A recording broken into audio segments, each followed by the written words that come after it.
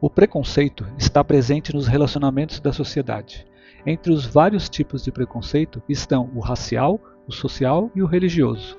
Estes tipos de preconceito nos impedem de falar de Cristo para índios, prostitutas, homossexuais, viciados, pessoas que seguem religiões ou seitas, presidiários, menores abandonados, portadores de determinadas doenças, entre outros. Podemos elencar várias desculpas para justificar o fato de não procurarmos essas pessoas. Pode ser perigoso. É muito difícil se aproximar destas pessoas. Eu não tenho tempo. Eu não serei ouvido mesmo. Não posso frequentar um local como este. Jesus, porém, declara no Evangelho de Lucas, capítulo 19, versículo 10. Pois o Filho do Homem veio buscar e salvar o que estava perdido. Foi exatamente isto que Jesus fez quando levou a mensagem da salvação a uma mulher rejeitada socialmente. A mulher samaritana, uma mulher sedenta.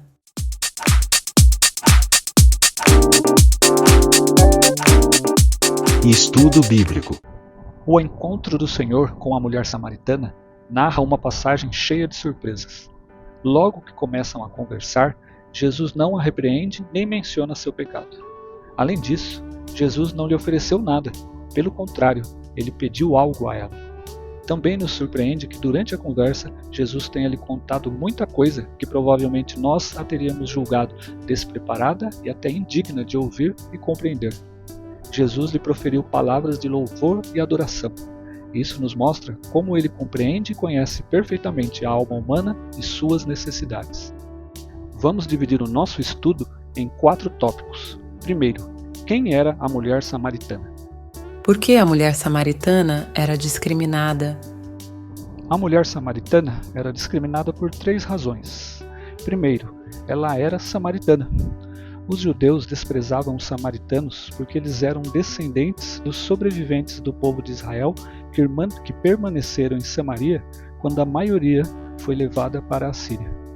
Conforme o segundo livro dos Reis, capítulo 17, dos versos 6 ao 23. Mais tarde, eles acabaram se misturando e se casando com os estrangeiros que o rei da Assíria mandou para Samaria. Neste mesmo livro de Reis, capítulo 17, nos versículos mais adiante. No tempo de Jesus, os judeus evitavam passar por Samaria.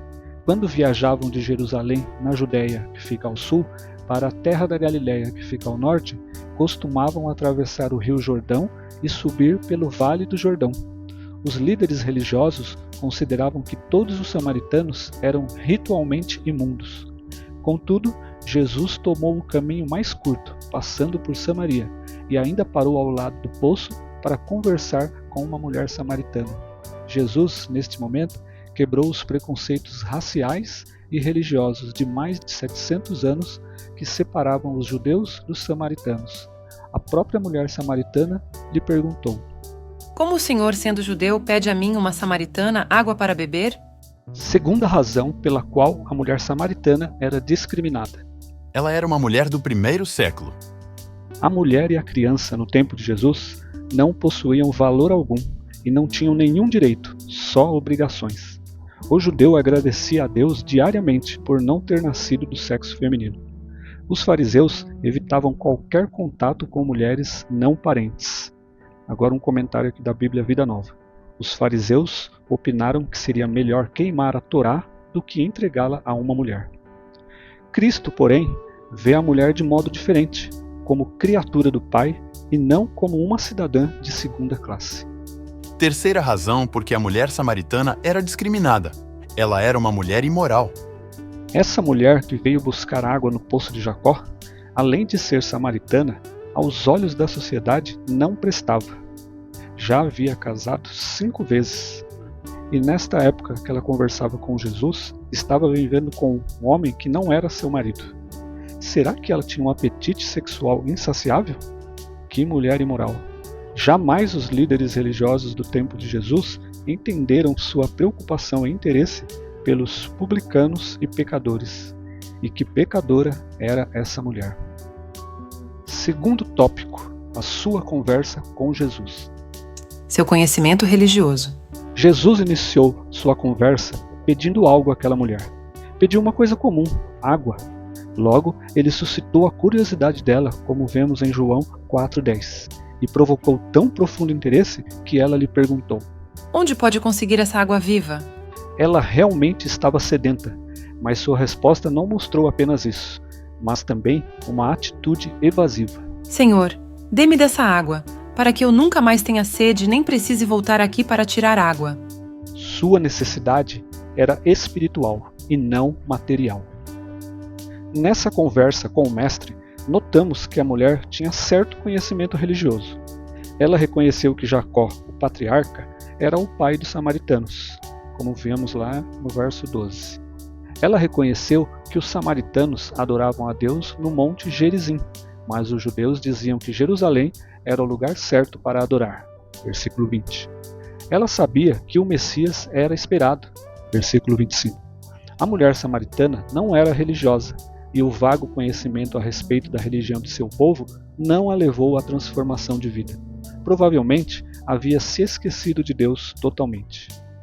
Hoje em dia também existem pessoas que têm conhecimento limitado das coisas de Deus, e sua religião não pode transformar sua vida.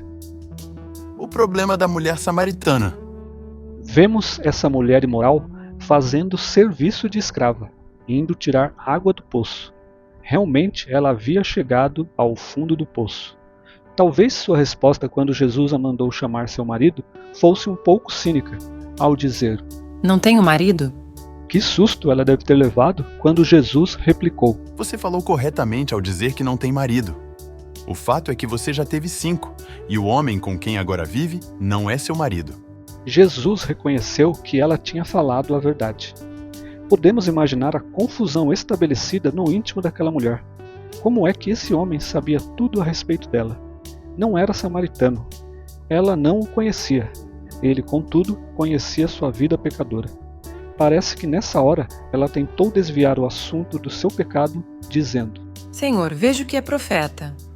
Ela reconheceu que ele era diferente, mas não quis admitir seu pecado. Começou uma discussão sobre a religião. É comum o ser humano querer discutir religião e a Bíblia para encobrir seu pecado. Uma discussão teológica. Ela abordou o assunto sobre o lugar certo para adorar a Deus: Jerusalém ou Gerizim? Jesus disse que o lugar de adoração não era importante. O que importava era que o louvor fosse genuíno e espiritual, que viesse do coração.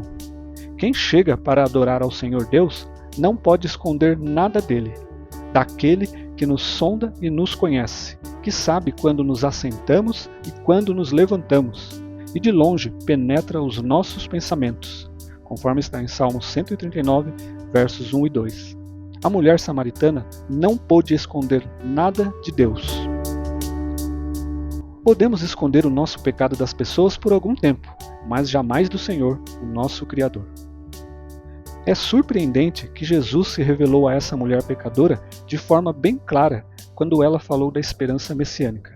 Jesus disse: Então Jesus declarou: Eu sou o Messias, eu que estou falando com você. Por muitas vezes, Jesus escondeu das pessoas o fato de que ele era o Messias, o Cristo prometido. Mas aqui, nesta passagem, ele se revela a essa mulher.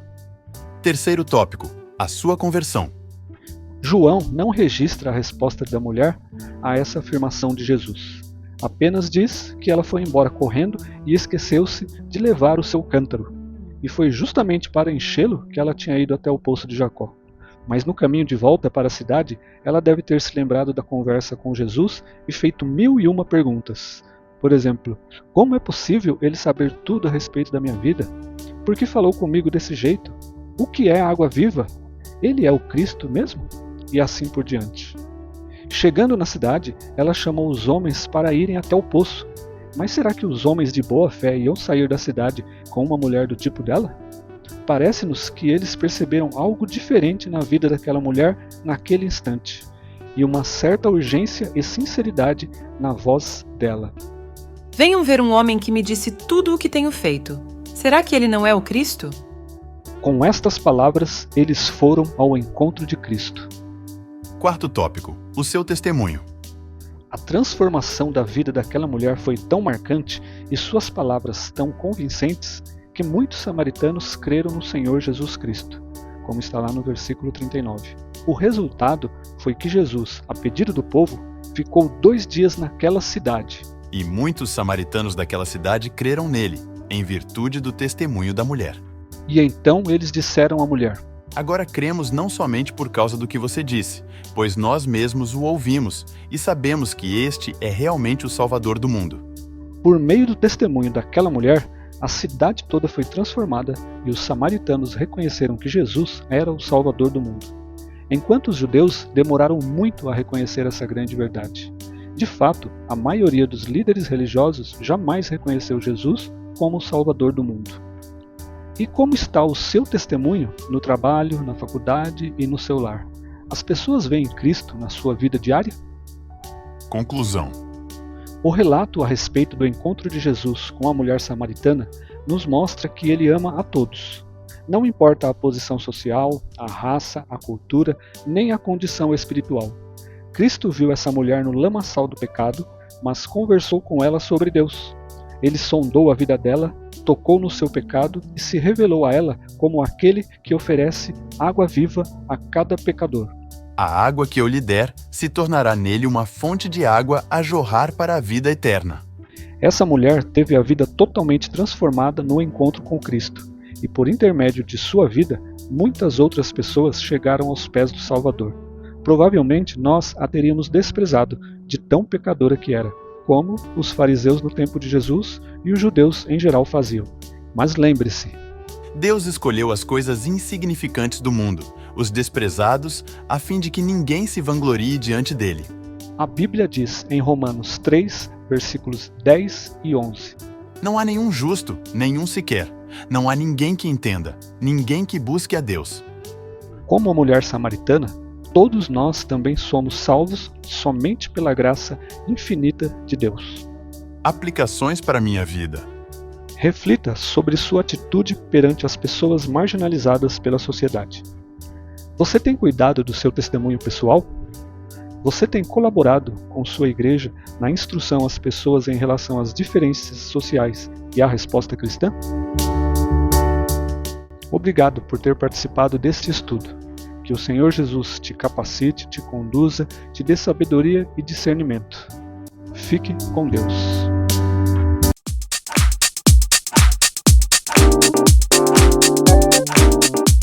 Estudo Bíblico.